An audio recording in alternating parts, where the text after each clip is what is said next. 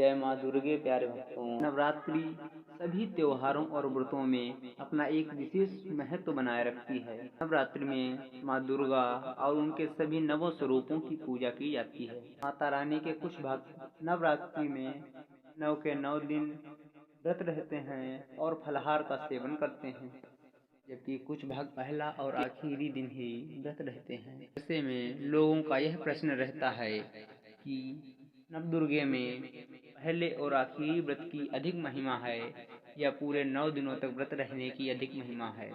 नवरात्रि के दिन हमें क्या करना चाहिए और क्या नहीं करना चाहिए, इससे जुड़े सभी का जवाब देंगे हम आपको इस वीडियो में।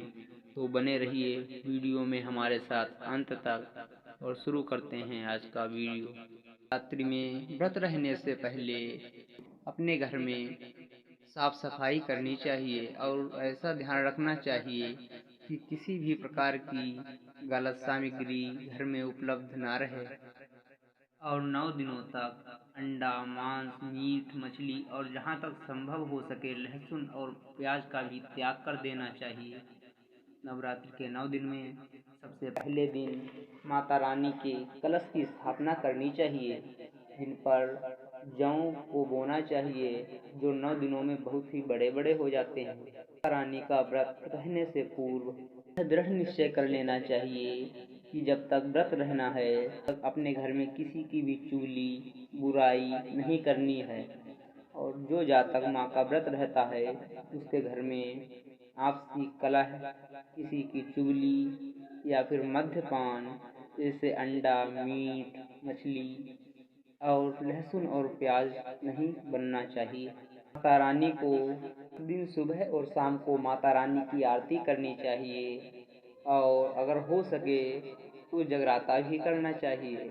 माता रानी को बढ़िया साफ लाल वस्त्र पहनाने चाहिए और जातक को स्वयं काले और भूरे रंग को छोड़कर अन्य हल्के कलर के वस्त्र पहनने चाहिए।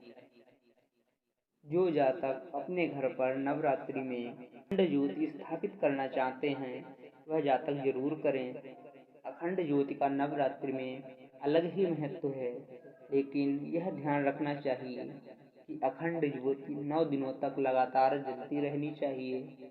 यदि संभव ना हो तो माता रानी को प्रतिदिन सुबह और शाम कपूर से आरती करनी चाहिए। किसी भी भक्त को पूरे दिन खाना वर्जित रहता है, इसलिए जो व्यक्ति पूरा दिन भूखा नहीं रह सकते वे दिन में 1 बार या 2 बार ही फलाहार करें, इससे अधिक बार नहीं खाना चाहिए। यदि संभव हो तो नवरात्रि के 9 दिन ब्रह्म मुहूर्त में ही उठकर पूजा करनी चाहिए।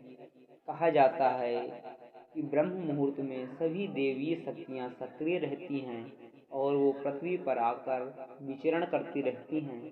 ऐसे में जो जातक किसी विशेष मनोकामना से माँ के व्रत को कर रहे हैं वो ब्रह्म मुहूर्त में ही उठें। ब्रह्म मुहूर्त प्रतिदिन सूर्य के निकलने से 2 घंटे पूर्व शुरू हो जाता है और ब्रह्म मुहूर्त में उठकर पूजा करने का अपना अलग ही महत्व है। कहा जाता है कि ब्रह्म मुहूर्त में उठकर पूजा करना साधारण पूजा करने से 100 गुना अधिक शक्तिशाली होता है। ब्रह्म मुहूर्त में उठने के 2 फायदे हैं। एक तो उसका फल जल्दी प्राप्त होता है, दूसरा आपका मन पूरे दिन शांत रहेगा। नवरात्रि के 9वें दिन माता रानी के व्रत का आखिरी दिन होता है। इस दिन हवन करने के उपरांत कन्याओं को भोजन अवश्य कराना चाहिए। इसका एक विशेष महत्व है, इसके बिना आपका व्रत अधूरा रह जाएगा। नवरात्रि के 9वें दिन कन्याओं को भोजन कराने के उपरांत स्वयं भोजन करना चाहिए। इस प्रकार 9 दिनों तक व्रत रहने से मनुष्य की सारी मनोकामनाएं पूरी होती हैं और उसके घर में सुख और समृद्धि के सारे मार्ग खुल जाते हैं तथा नकारात्मक शक्तियां और नकारात्मक विचार उससे हमेशा दूर रहते हैं। तो आज के लिए बस इतना ही। मिलते हैं आपसे अगले वीडियो में।